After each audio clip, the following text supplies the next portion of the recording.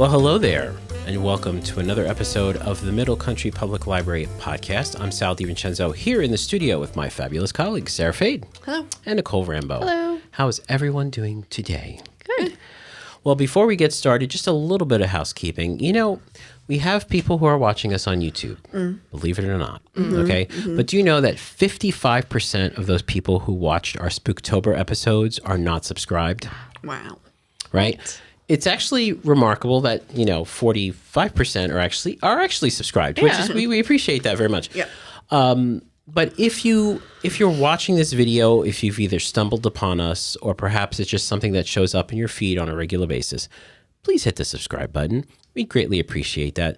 We're not going to spam your feed with terrible things. This is a very pleasant view over here. You could just come watch us and we'll be happy to entertain you and educate you, regardless of whether or not you're a patron of ours. Yeah. Right? Okay. Very good. With that out of the way, Sarah, why don't you go first? What do you got for us this week? Well, it's a little late because we were so caught up in Spooktober. But I'm going to talk about new movies for November. Oh, nice. Yeah. Actually. Fantastic. So it's a little old, but this one is coming out. Godzilla -1. Oh, yeah. It's a new Godzilla film. It is in Japanese. Uh-oh. Subtitles. Subtitles. Can't walk away from that one. I love subtitles. No. But I think it is dubbed. In post-war Japan, a new terror rises. Godzilla. Will the devastated people be able to survive, let alone fight back? But they actually say this is very good. Okay. It's a very good. Yeah, I heard that too. Yeah. So we will have plenty of. Not only that it's good, I think it was critically rated one of the best films of the year. Yeah. I've heard only good things about that one. So this is coming out. Beetlejuice. Oh, yes. Beetlejuice. I feel like it was just in theaters. Yep. They're so fast. It's the window's so yeah. small now. It's ridiculous. I know. Director is Tim Burton. It has Michael Keaton, Winona Ryder, William Dafoe, Jenna Ortega, Catherine O'Hara, Justin Theroux, Monica Bellucci. Monica Bellucci. Beetlejuice is back after. I know, she still looks good. She still looks good. That's the Italian blood she's got in there. Yeah. After an unexpected family tragedy, 3 generations of the Dietz family return home to Winter River. Still haunted by Beetlejuice, Lydia's life is turned upside down when her rebellious teenage daughter, Astrid, discovers the mysterious model of the town in the attic, and the portal to the afterlife is accidentally opened. Trouble brewing in both realms. It's only a matter of time until someone says Beetlejuice's name 3 times and the mischievous demon returns to unleash his very own brand of mayhem. Did you see this yet? I did. What did you think? There was not enough of Beetlejuice. Really? Beetlejuice, yeah. So would you say it needed maybe one more Beetlejuice? Yeah, maybe. Like Beetlejuice times 3. Yeah. It wasn't bad, but it wasn't good. I heard there was a lot of fan service. Is that true, or was it like an original story that... Not if there's no Beetlejuice. Yeah, there wasn't enough Beetlejuice. in my Fan opinion. service. Yeah. All right. And, Cool. and like Monica Bellucci, she's beautiful, but she wasn't needed She wasn't needed? at all. Like that character storyline. Oh, that's a shame. Yeah. right. Okay, so then we have M. Night Shyamalan's Trap. Shyamalan's Trap. Oh, yes. Did we talked talk about about this? Yeah. 30,000 fans, 300 cops, 1 serial killer, no escape. I'm sure there is an escape. Guess what? Josh Hartnett's in it, Ariel Donahue, Haley Mills. A father and teen daughter attend a pop concert where they realize they're at the center of a dark and sinister event. It's a very, Did you see quick synopsis because they didn't want to give anything away. Yeah. No, I didn't. I want to see it. I do want to know what happens. It was an interesting preview. I was like, ooh, is he the killer? Is he not the killer? Well, it is streaming, and but if you want to pay for streaming, we do have it at the library now. Exactly. And it's funny because I think this is wrong. But it says rating is G. I don't think it's a No, G. it's definitely not a rated G movie. Yeah. That's for sure. Even Yeah. the trailer. It was Yeah. like a guy The like, locked up in concept, the though, basement. I can't wrap my head around the concept. Like A serial killer in a concert. well, that they know is coming to the concert. Like they know he's coming to the concert, right? Yes, I think that's the premise. Yeah. Yeah. The next one, which it ends with us, based on the global best-selling phenomenon. We love, we break, we pick up the pieces. with Blake Lively. Wah, wah. Okay, so this is Blake Lively, Justin Baldoni, Jenny Slate, Hassan Minaj, Kevin McKidd, Amy Morton. I don't know who those So many are. people. So many people. It ends with us. The first Colleen Hoover novel adapted for the big screen tells the story of Lily Bloom, a woman who overcomes a traumatic childhood to embark on a new life in Boston and chase a lifelong dream of opening her own business. Chance meeting with charming neurosurgeon Riley Kincaid. Or Ryle. I don't know. Sparks an intense connection, but as the two fall deeply in love, Lily begins to see sides of Ryle that remind her. It's spelled like Kyle. R-Y-L-E. Yeah. Yeah. All right. What? Yeah. I don't know. Keep going. What do you think? Ryle? I think it's I probably only Riley. read the book and I said Ryle, and every time I was like, what a dumb name. Yes, thank you. That is, and I love romance novels, and Colleen Hoover, depending on who you ask, falls in and out of that genre, but the names they pick for Lily their Bloom characters is and Ryle. insane. It's Yeah. insane. They probably do a name generator. They must. It's crazy. I bet you, though, That's it my is- biggest gripe with the romance novels. Is the well, it gets names. better. There's another name in here. Oh, that yeah. gets I feel better. like, though, Riley, it's probably Riley, and it's like that cute way of spelling a name. But it's not cute. Yeah. All you're doing is setting people up for their whole life, being like, is it Riley or Ryle? Yeah, Riley sure. or Ryle? Like, why? Just spell Yeah. it. Riley's Yeah. a name. R-I-L-E-Y. Yeah. Riley. Sorry, continue. That's why I think it might be Ryle, but that's That's a dumb. dumb okay, name. Sparks and Intense Connection. Sorry for anyone name. Oh my God. No one's named Ryle. maybe after this movie, they'll be named Ryle. But I hope not, because isn't he a bad character? He has his demons. Okay. Ryle Kincaid sparks an intense connection, but as the two fall deeply in love, Lily begins to see sides of Ryle Riley that remind her of her parents' relationship That should be his name. when Lily's first love, Atlas Corrigan. Yeah. Suddenly, There are atlases, though. There are Alice's. Yes, yeah. there's plenty of little atlases out there. There are. Yes. I feel like Yes, I there feel are. like Atlas was one of the names when you did the episode. When we did the episode about the getting ready for school, and they asked all the Yes. kids. One of the kids was Atlas, I think, I think so. or Arrow. It was a- They're both, those two names exist. I've seen them. Wow. they're downstairs right now in our department. Great names, great names. When Lily's first love, it's the Corrigan part, I guess. Atlas Corrigan suddenly re-enters her life. Her relationship with Ryle Riley is upended, and Lily realizes she must learn to rely on her own strength to make an impossible choice for her future. All right. Boo. Was there some controversy over this film? Ton. Yes. In every which way. Well, okay, so Yeah. it was her, right? Something she. She, like, She tried to make it into like a... just like a movie, Mm-hmm. and, but it's like domestic violence is Okay. like the topic, and she was Yeah. like very lighthearted interviews about things, and then there's also a lot of controversy between her and the main character who plays Ryle Riley. And then her husband getting involved, right? Yeah, and then her family, and like it And was then just. the rewrited I feel like script. it was completely overshadowed the movie, like all of the Okay. controversy around Well, it. I don't like Blake Lively. So her husband is Ryan Reynolds, Yes. right? Yeah. Is one of his movies in here? No. Okay. Because he's in every movie now. He is, but... He's like the new Chris Pratt. Yeah. Yeah. Are you having a good time? If not, blink twice. Oh, this is with Channing. Yep. Yeah. Zoe Kravitz directed it. Naomi Aki is in it. Channing Tatum, Christian Slater, Simon Rex, yeah. Kyle MacLachlan, Haley Joel Osment, Gina Davis. Oh wow, Yeah. that's a good. Yeah. Nice group. Yeah, it's supposed to be a good movie, too. I heard good reviews. When tech billionaire Slater King meets cocktail waitress Frida at his fundraising gala, he invites her to join him and his friends on a dream vacation on his private island. Nothing fishy at all. Yeah. As strange things start to happen, Frida questions her reality. There is something wrong with this place. She'll have to uncover the truth if she wants to make it out of this party alive. Don't go anywhere if you're invited by someone. True, like I don't. If you're poor and they're Yes, rich, don't do go. it. Don't do it. Something's going to happen. Don't do it. Yeah, you're the bait for Yes. something. Yeah. I learned that when. Remember the movie Taken? Yeah. Like, course, yeah. Though, like, Classic. you should not have gone. They don't. No one's inviting you anywhere for good reasons ever. Yeah. Ever. Yeah. Don't go. Yeah. Oh, Don't go. by the way, I'm having a little get together this weekend. Yeah. It's on my private. It's on my private island. Yeah. Don't do it. So from Blumhouse, producers of Megan and the Black Phone, we have Afraid with AI in italics. Afraid. Yes, John Cho is in it, Catherine Watterson, a bunch of other people. Curtis and his family are selected to test a revolutionary new home device, a digital family assistant called There you go. Don't do that either. AIA.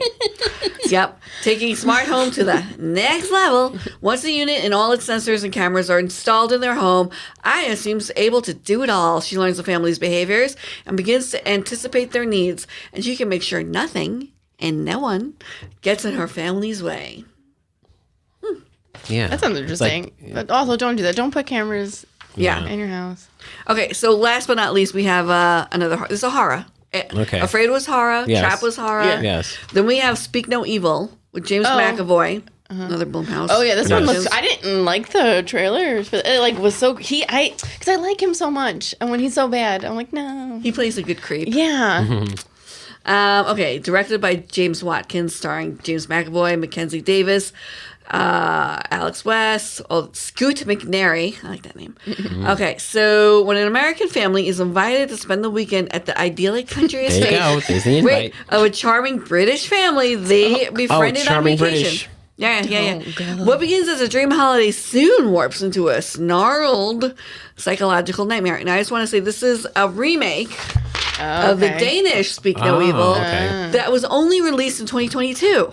Wow. So that's the Danish original one. Yes. And then this is the Americanized version. So the Danish version, for those of you listening, are two men in a red hue yelling at each other, blood-curdling yells, yelling at each other. And then And the American version is who's that? James McAvoy. That's James McAvoy. Looking very and he's like dark, and he's making this shush. So I did see the original, Okay. and Yes. well, it was good. Mm-hmm. And I'm curious to see. I didn't want to see the American one because I like the Danish one. Mm-hmm. Is it similar idea like with families and everything? Like, is it? I think they said it's similar, but they changed it up a little bit. Oh, okay. But it's the same premise. And then I have to say, like the Danish one, when you see the end of it, you're like, what? Like it's one of those things. You know that commercial where like they're making fun of horror films and the group of like young adults are like, why don't we just get in the running yes. car? Yes, Like, yeah. It's kind of like that. Like, why did they? Why'd they do that? Yeah. Yeah. And then you think, well, if I was in that situation, I really hope I would have more gumption than Yeah. to do what they did. I don't want to give away any spoilers, but the Danish one was very good. But All right. yeah, Well, it's a good actor, right? James. Yeah. yeah, no, McAvoy, he does seem very creepy. Yeah. I Well, would- what's that movie? Split or whatever. Yes, he was in that. Yeah. Yeah. Aw. It's good, but Yeah. he's still creepy. Yeah. So I would, immediately be like, we're leaving. Like, Don't go. yeah, Don't go. Well, I would not go anyway. Go. I'd be like, we have to do what for who for how long now? Yeah. Yes. Don't go. It's funny though, because it's like download this free app for your iPhone or your Android phone, and it'll do all this great stuff. And it's like it's really not free. It's kind of like AI, right? Yeah. It's like let's install this thing in your house. It's free. You're just going to test it out. No, it's not free. Something's going to happen. Yeah. Don't go to an island for a free vacation. There's Yeah. no such thing as a free vacation. In fact, if you get like the free vacation thing in the mail, it's a timeshare scam. Yeah. Yes. So nothing is Nothing free. is free. Yeah. Yeah. Nothing's free. Beware. Nothing is free. And on that note, Except us. We're free here at the library. Thank you, Sarah. Sure. Nicole, what's up? Do you remember how you learned to read? no. Oh my goodness, no. No, you don't remember like learning to read. No, I don't. No. But you do, I don't do. you? Yeah. Yeah, hooked on phonics. Oh, you were hooked on phonics, baby? I was, yeah. Oh, that's interesting. Yeah. I don't know when Hooked on Phonics actually first came out. That was That was After us. After you that was guys- after us. because I remember Yeah. seeing commercials Yes. for it. And Did you see people my making- hair just get whiter as she said that? But do you remember sounding out words? Is that how you like? Do you I remember? remember sounding I out don't know. words. I don't remember anything like prior to age 7. Oh, okay. Okay. I'm one of those people. Like what? Oh, Yeah. it did have a big impact on me. Oh, for other reasons. But I was looking at Publishers Weekly, which librarians do, and one of the topics that came up is Bob's Books gets a makeover and it enters the preschool market. So Bob's Books is kind of very similar to Hooked on Phonics. They're both like phonics type reading things, which we have here at the library. And we are pretty sure we're updating them because they get used a lot, as you can see. And I think we ordered some nice new copies, and they're also like getting this makeover. So they're just, bringing it into more modern, like the images and stuff like that are going to be more modern. But they've been publishing since 1994. Okay. And it started and named for the preschool teacher who in the mid-1980s sought to teach the fundamentals of reading. Bob Books began as a homegrown business run by Bobby Lynn Maslin and her illustrator husband, John. So that's where they started. And then Scholastic is now publishing them. Okay. And they work closely with the family. And Bobby Lynn passed away in 2018. And now they've grown from 3 titles to 14, a wider range of phonics skills. Major milestones include the launch in 2012 of the 6x9 phonics-based readers, workbooks. To date, Bob Books has more than 11 million copies in print with box sets and ancillary products in 3 stages of reading. And they're also coming out with babbling books. So these are for even littler ones. So these are for like preschoolers, early readers, and then they're going to be in August of 2025. They'll be having these babbling books for babbling books? Babbling, yeah, for even littles. Nice. Yeah, so it's about phonics. But so that's the part, whatever. But there was a very popular podcast called Sold a Story. Okay. Have you heard of this podcast? No. Okay. So it was done. So for years, this Emily Hanford, she's a reporter for American Public Media, and she had been talking about. She was a senior correspondent, and she's a host of Sold a Story. But even before that, she had been investigating this idea of this new way that kids were being taught to read in school that was not phonics based. Okay. So she kind of did some investigating on how did this get here, because literacy rates have been dropping, and does it have any, So since 2018, she started investigating this. In 2022, this Sold a Story podcast came out, and it's basically about this new. So it was more phonics based originally, but then this one person in New Zealand was doing research. 4 other authors kind of got on board with a publisher, and they came out with this new system where it was less about sounding out words and more about context clues. If there's a word you didn't know, you used other words around it to kind of guess the word. Not that it's bad, like anything, it's if you implement it in a certain way. Doesn't sound good to me. No, that doesn't. It didn't seem to work out well. Yeah, obviously. To be honest, but if you go into any Reddit thread, there are going to be people that are for it, against it. People say that it's fine, but if it was implemented correctly, you need both of these ways to teach. It's not one or the other. Phonics is great for sounding out words, but comprehension is still an issue, with readers and literacy. So that's a whole other thing that blah, blah. So you can find, whatever you want about any of it. I feel like Reddit is a plethora of well-spoken, grammar correct people on I know, Reddit. and everyone, whenever thread you're in, everyone's like, I'm a reading expert. I'm like, okay, is everyone a reading expert now? But either way, this podcast did go pretty viral. It's won the Scripps of, spelling bee, Scripps, right? They won the Impact Award winner, Sold a Story, How Teaching Kids to Read Went So Wrong, and their excellence in audio storytelling. Acclaimed education reporter Emily Hanford, her colleagues Christopher P., Catherine Winter, Chris Julian, and the team at American Public Media for their successful, groundbreaking, investigative work exposing how a generation of children have been taught the wrong way to read. It's a 6-episode podcast. They unmask how 4 influential authors and their publishers sustain the status quo, convincing teachers for decades to embrace a reading program that research has proven to be ineffective and damaging to students. So it's 5 years of reporting. So she did start reporting on this in 2018. So it's 5 years worth of reporting. That's a lot. Yeah, I haven't listened to it, but I've heard that it's excellent. It's not this dry, here's the research. Why it's very story based. They interview families about wow. My kid reading or literacy in our household is so important. And I was not understanding why my kid couldn't read. And then they felt they hear this story and they're like, oh, that's us. There's on the APM, the American Public Media website, they have a bunch of other stories, and they have you can listen to voice messages left thank you so much for this podcast. My kid, blah, blah, blah. But I thought it was interesting. And, I didn't know about this, right? Because I didn't have a kid and I was the phonics-based one. So I didn't know. And then phonics seems to be coming back because of this. So my kid will kind of miss this gap. And which I guess is good. But it's interesting, and I don't know. I just thought it was interesting. And then with the Bob's book, I wonder if that was kind of also a thing for why they brought it Bob's back, books yeah. to like update themselves. You know what I Yeah. mean? Like this story come out in 2022, but I think it's really gaining popularity in 2023. So they probably were like, all right, now's our time to. It's like everybody's update. stupid. Let's Phonics is back. Here we go. these kids can't talk for nothing. Let's do it. And then on her website too, she has a bunch of links to different resources and stuff. And one is like how to teach your child to read, which is, we have these books, or you can interloan these books. She has 10 books that she recommends. Like after you listen to this, or after you realize, okay, this might not work now, what do I do? You know what I mean? And then she has some resources that you can access. Yeah. And I put on, if you go on YouTube, they have the original Hooked on Phonics. Oh, nice. Like voice. So I'll put it on for my son. Well, that's good. And we do it together. Well, that's cool. Yeah. Yeah.